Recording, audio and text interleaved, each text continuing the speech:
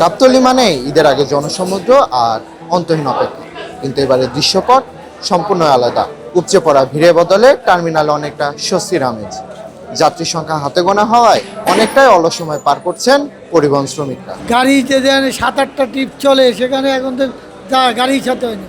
সকালে একটা চাললাম, আবার রাত্রি যাত্রী নেই। টার্মিনাল পরিবেশ দেখলেই তো বুঝতে পারতেছে যে যাত্রী আছে কি নাই। এখন পর্যন্ত আমাদের যে অ্যাডভান্স বিক্রি ক্লিয়ারভাবে তো আগের মতো বেচতে পারি না, কারণ প্রতিটা গাড়িরই ছিট খেলে। 16-17 হয়তো 2-1 দিন এটা একটা চাপ হতে পারে, এটা অনিশ্চয়তার উপর। 3 যুগের মধ্যে আমি আজকে সর্বপ্রথম এত খারাপ ঈদের সময় পার করছি। এত খারাপ সময় ঈদ পার করিনি। আপনারা নিজেরাও দেখতে পাচ্ছেন টার্মিনালে কোনো লোক আছে নাকি? অন্যান্য সময় ঈদের বাজারে লোকজন এখানে হইচই একটা অন্যরকম ব্যাপার স্যাপার থাকে। অনেক লোকেই যাবে না, এবার চাপ একটু কম হবে না, টিকিটের ভাড়া এখন পর্যন্ত আমার চোখে পড়ে নাই, এখন পর্যন্ত ঠিকঠাক আছে। যাত্রীর চাপ এখন পর্যন্ত সেভাবে লক্ষ্য করা যাচ্ছে না, তবে আশা করা যাচ্ছে যে হয়তো বা সামনে যাত্রীর চাপ বাড়বে। যাত্রীরও চাপ কম, মানুষ মনে হয় বাঙালি সচেতন হয়েছে, এবার মনে বাড়ি কেউ যাইতে চাইতেছে না।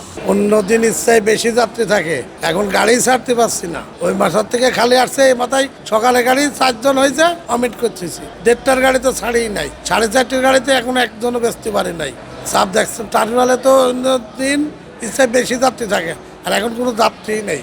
আর যাত্রী নাই বলে গাড়ি ছাড়তে পারছে না। টিকিটের ভাড়া আমরা সবসময় যেরকম দিই ওরকমই দিই, বাড়তি নিচ্ছি না।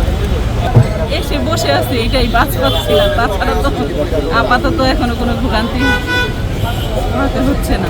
যাত্রী এখন একটু সচেতন, অনেক সচেতন, মানুষ অনেক সচেতন হয়েছে যে আর এই লোকাল গাড়িটা নিয়ে যায় না, টিকিট কেটে যায়। আসলে আমরা চললাম একটা রাস্তায় চলি, প্রফেশনাল ড্রাইভার, আর তারা বাইরে থেকে যায়, কোন জায়গায় গর্ত আছে, কোন জায়গায় বিট আছে, কোন জায়গায় আইল্যান্ড আছে, ওরা কেউই জানে না। আমি যে রাজশাহীর ওটা চালাই, এটা 30 বছর ধরে চালাই যাচ্ছে, আমি জানি। কিন্তু এরা তো জানে না যে ওই জায়গায় গর্ত আছে, ওই জায়গায় গর্তের ভিতরে ফালাই দেয় গাড়ি, এরকমই হয়ে যায়। দেখা গেলো ট্রেনের লাইনের উপরে উঠায় দেয়, আইল্যান্ডের উপরে উঠায় দেয়।